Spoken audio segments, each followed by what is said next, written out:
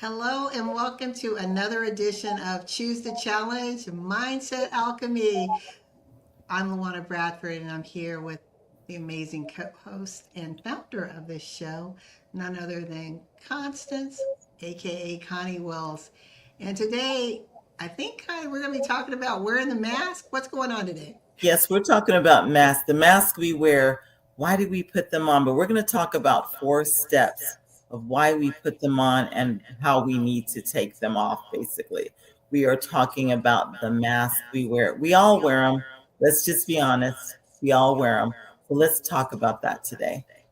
Yes, we'll be right back to get into what kind of mask are you wearing. And you know what, Connie? We just finished Halloween. It's time to take the mask Oh, off, that right? is perfect. Yes, I hadn't even thought of that angle. You're right. Halloween was 2 days ago.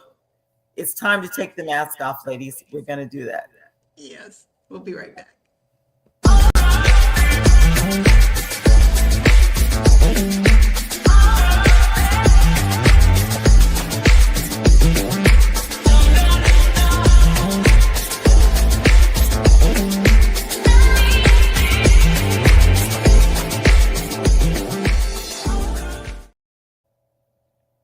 All right, we are back.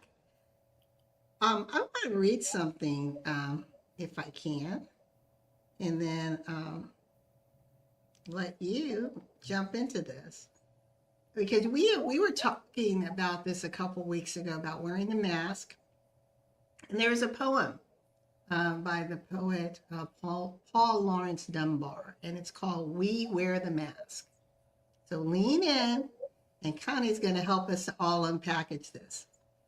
We wear the mask that grins and lies. It hides our cheeks and shades our eyes. This debt we pay to human guile, with torn and bleeding hearts we smile. And mouth with myriad subtleties, why would the world be overwise in counting our tears and sighs? Nay, let them only see us while we wear the mask. We smile, but, O great Christ, our cries to thee from tortured souls arise. We sing, but oh, the clay is vile beneath our feet and long the mile. But let the world dream otherwise. We wear the mask. Connie. Wow. And that was Paul Lawrence Dunbar.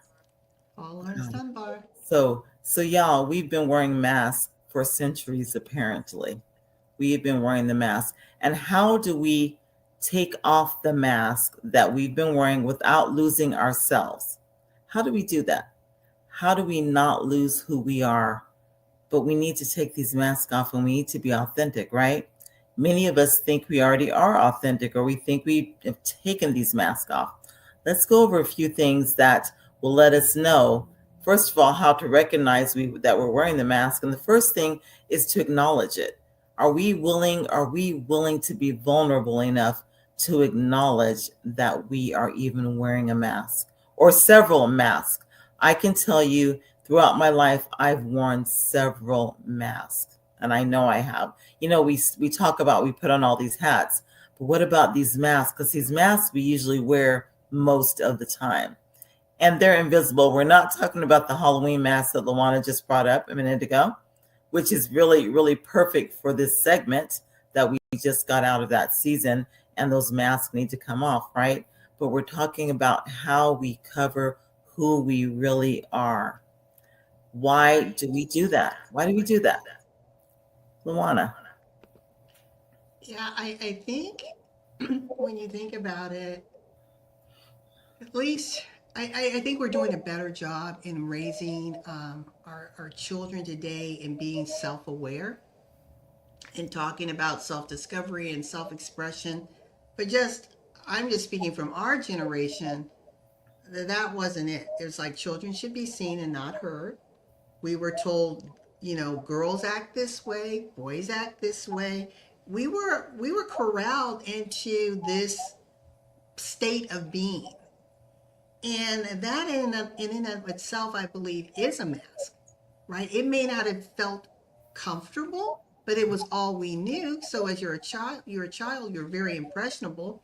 So it's like, well, okay, I'm supposed to act this way, or I'm supposed to do this, or, I'm supposed to shrink, right? I'm not supposed to speak. And that then becomes different faces of the mask. And you see some people where I know people will look at me, um, maybe not so much anymore, but they would say, "Oh, LaWanna, you seem to be very shy or quiet." I've never been shy, ever. But I've been quiet because I was taught to be quiet. I was taught to pull back.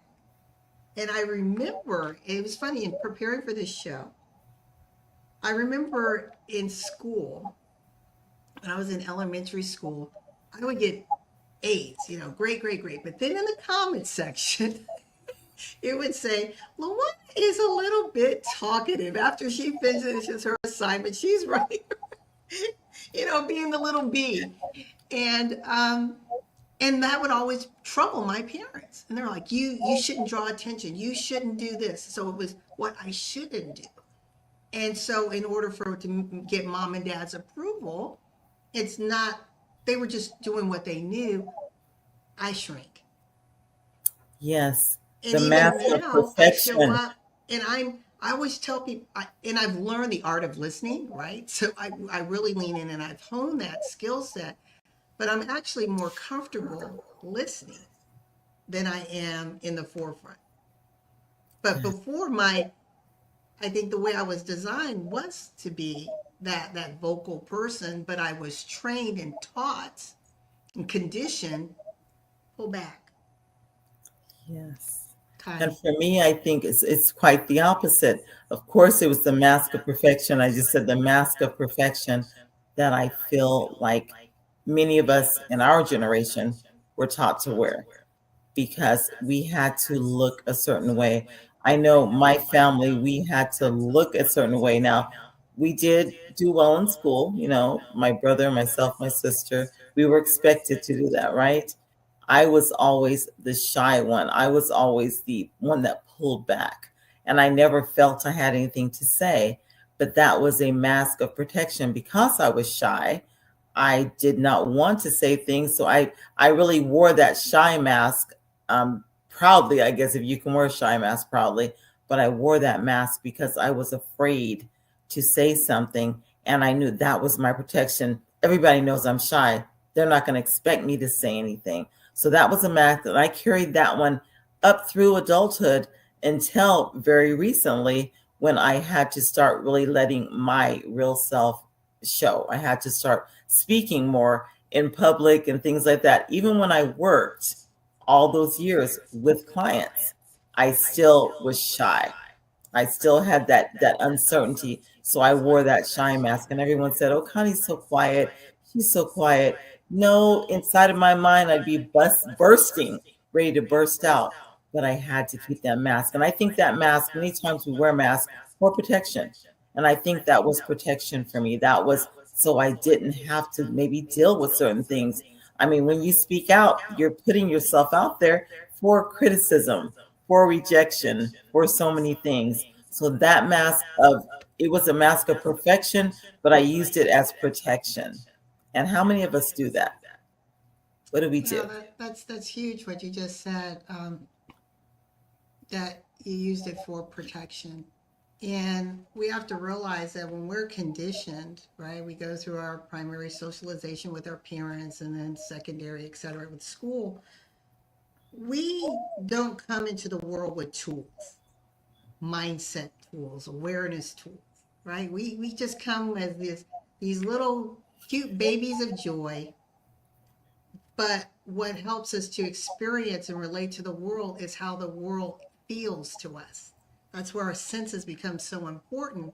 And so if something suddenly doesn't feel good, right? Like you said, I put on this mask, now I feel safe, right? People can't see me. Or for me, if it's like LaWanna, if you're out there and you're being vocal when you shouldn't, that's a bad thing, right? So think about it. As a child, I'm looking at, oh, being vocal is bad. That's naughty. Let me play small, right? So shrinking was my protection, which in turn became a mask. Yes. And that's major. As an adult, I learned to shrink behind that mask of shyness.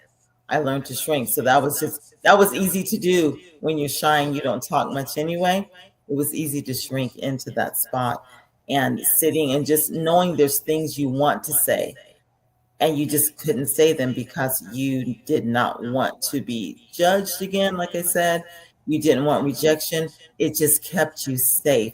But in reality, it kept the real you from being out there. It kept the real you from speaking. Like LaWanna just said, it kept you from filling up the room and fulfilling what you needed to fulfill at that time. So the first thing we've got to acknowledge that we live behind many masks. Many of us ladies, what perfection, beauty. There's so many things they expect us to be, and we've become those things, knowingly or unknowingly. We've become it because we're so comfortable with it. We're so comfortable with not being something that might rock the boat. And so we wear that mask of demure. We wear that mask of I'm just supposed to be pretty and demure, but I'm not supposed to be out there gritty and getting stuff done. I'm not supposed to be outspoken a certain way, right? Us ladies tend to wear those masks. So let's realize it's okay, A, to acknowledge, and B, to start to understand we can take those off and it doesn't matter if we're judged. It doesn't matter. It's reconnecting with the you beneath those masks. How many of us really know who we are beneath those masks? Yeah, that's huge what you said. And you hear women today, and there's so many women empowerment groups, uncovering who you are, what's her story. And I think it's great that we have these groups that are there and organizations that are there to help us through this journey. But honestly, Connie, I think it's sad that we need that. I think it's sad that in middle age, women are wondering, who am I? What is my purpose? You've already lived half your life and you're wondering, what's this all about? And I think a lot of that questioning comes from being in the mask, right? Living in the box, the societal box, the familial box, and not knowing that there are things beyond that, not knowing that there's beauty, your platform, your business, beauty beyond the wall. The mask is a wall, right? Yes, those masks are limiting beliefs. You hit it right on the head there, LaWanna. And I hadn't really put that with that, but that is the truth. All the limiting beliefs that we have are a part of a mask. Sometimes it is the whole mask, right? But we wear so many. And if we're really honest with ourselves, we'll go through that and realize this is what I'm wearing. This is not really who I am. And we don't feel fulfilled with the mask. We can convince ourselves that we are being fulfilled, but in reality, we're not being fulfilled with the mask. So I think the shift is really that we just have to peel it off gently, not all at once. I mean, what is the movie The Mask? And I never watched that movie, LaWanna, but I remember seeing bits and pieces where he tried to get that thing off and it stuck back. And I feel like that's how we feel a lot of times. We try to pull that mask off and it just plops back in place because we've worn it so long. We wear it like a skin. We wear it like a second skin. We wear Yeah, several. and it's a lie we tell ourselves, and soon we begin to believe it. And when we believe it, then all of our actions align with it, and we wonder why our environment or our lived experiences are showing certain results. It's like because you're not identifying and living in your truth and your authenticity. You're living this in this facade, and the piece that you talked about, as far as reconnecting with yourself. I think this is definitely next month. We probably need to come back to that, because when you reconnect with yourself, That's the holy month, right? That's a gift, right? So I think that's a perfect conversation to talk about the gift of discovering you, because we were intricately woven. We were designed for a time such as this to fulfill a purpose that only we can fulfill. And what a gift to give yourself to uncover it and to walk unapologetically in it. We'll be right back, and we'll turn it back over to Connie to go into step 3 and step 4. I can't believe we're almost out of time. We'll be right back.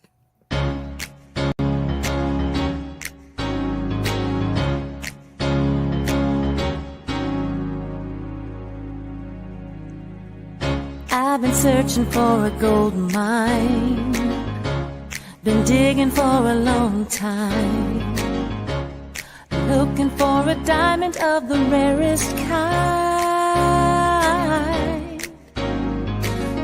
Then one day I found a perfect treasure, a worth of impossible measure. I started to pray, then I heard you say you would forever be mine. I struck love, now that I have found you, I struck love. You know, that's one of our commercials from our community, Celebrate You Embracing Total Wellness. And it's all about women rising up and being able to celebrate themselves mentally, physically, spiritually, emotionally. And that saying, I found love, it's like me. I found love with myself. When you're able to love you, everything else becomes golden. But you can't love a mask, right? Because that's all pretense. But when you can uncover and say, okay, flaws and all, scars and all, experiences and all, I love me. That's a beautiful place to be, Connie. Absolutely. Self-love is the best love we can ever do, period. But that next step is that shift. It's that pulling the mask off, and you don't have to take it all off at the same time. You don't have to rip it all off so it pops back on much worse than it was before. Just peel it back, get to know, reconnect with yourself first. That beautiful person that you really are, that unique, authentic individual that you are. Then start pulling off those layers so that the world can share in your beauty. And that is part of my platform, Beauty Beyond the Wall, because the world can share in that beauty. We cannot, as LaWanna said, be our authentic selves with the mask on. We can't. So let's start pulling it off bit by bit. And it's okay that you can't rip it all off in one day. You've lived in that for your life. For me, it would have been, I lived in that mask for over 50 years. That would be a big wound for me just to rip it off. So taking it bit by bit, and that is how we do that. We change our mindset bit by bit, and the mask begins to fall. I call the mask limiting beliefs, like I said before, right? So the limiting beliefs begin to shift into empowering beliefs. Yes. When you were talking, I thought about something that I did several years ago, probably about 10 years ago. And I started to just not feel good in my skin. And I was looking at myself in the mirror, and I've had numerous surgeries, and I thought, wow. And it was amazing because the first thing that came out of my mouth was, I said, I look like the bride of Frankenstein. And I had to catch myself. I'm like, whoa. Stop work. Okay. You've had surgery. Let's think about the positive things. You've had surgery. You've survived surgery. You're here to talk about the surgery. The scars are a badge of honor, not the declaration of horror that you're painting for yourself. And so what I did is for 12 months, I decided to do a photo journal of myself. And I wanted to really do some self-reflection, introspection, and healing, doing that inner work for LaWanna. Unpackaging why I felt certain ways about myself at that time. Just really what was going on. And in this photo journal, and maybe on the next show or future show, I'll show a couple of these photos. Some I won't, because they're like, I did full nudes and things, but But what was interesting is the very first photo I took of myself, and I did some artistic impressions with them. I looked lost.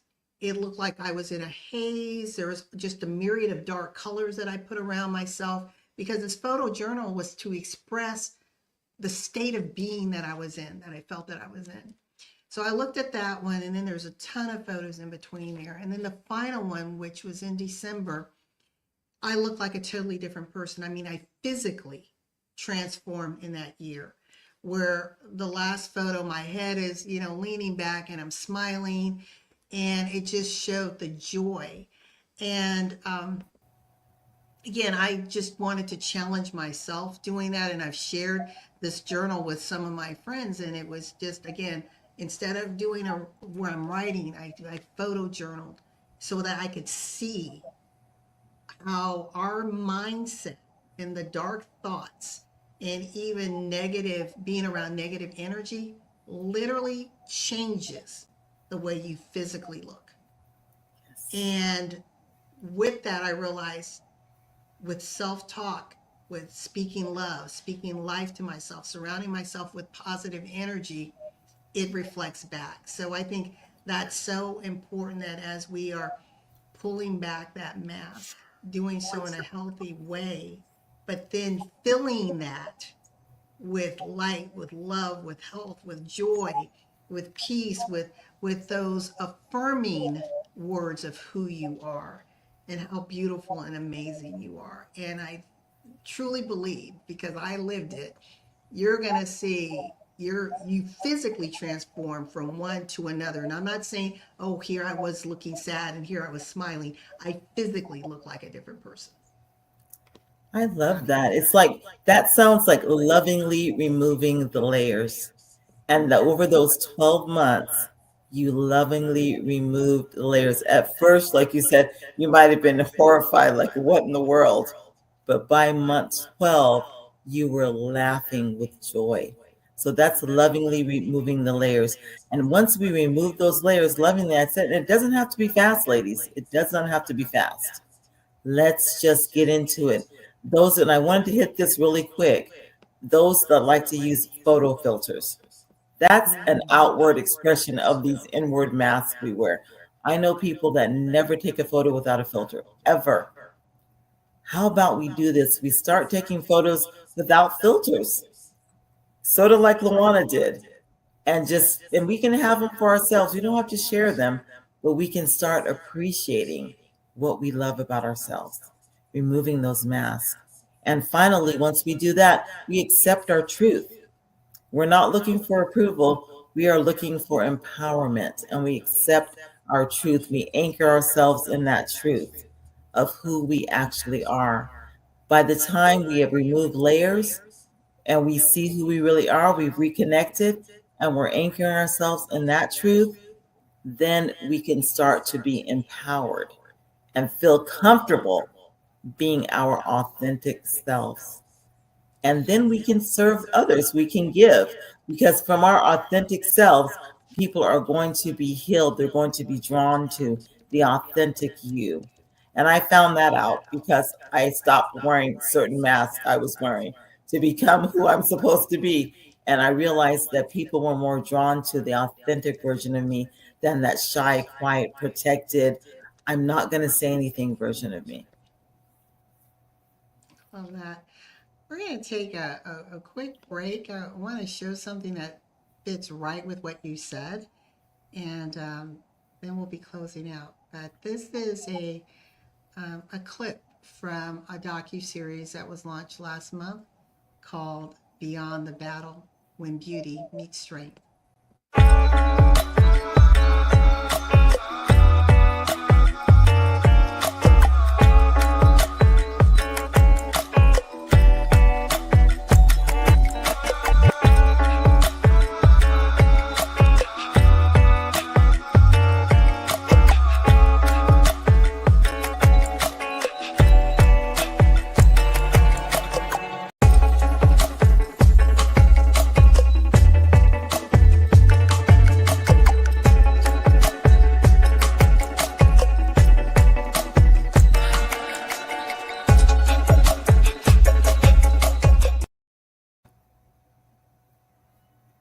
love that, Those LaWanna. women are all breast cancer survivors. And to hear their stories actually takes you through this realization that in some of their journeys, they wore this mask. The skin that they were in, sometimes our skin, right? Who we are, how we present ourselves to the world becomes a mask. And then when that changes by unfortunate circumstance, who are you? Well, did you really change or just the shell that you're in? And when you're able to really identify who you are and walk in that, the shell is just that. It's a shell.